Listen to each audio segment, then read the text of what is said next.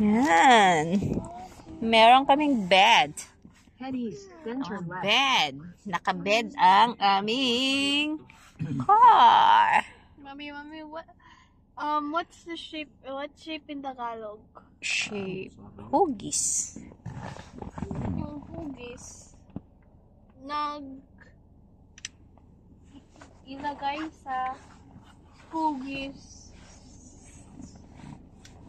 press. Mommy, look at Tate's face.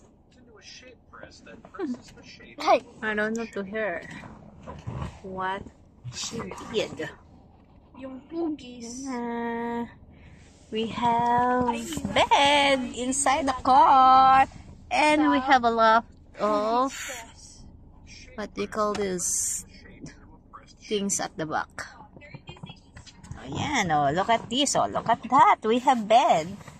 Oh, we're gonna sleep here.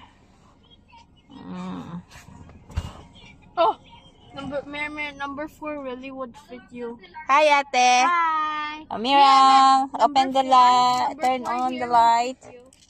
Oh, Number 4. ito yung bed.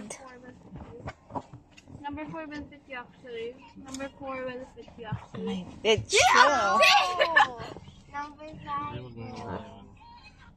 Hindi ako.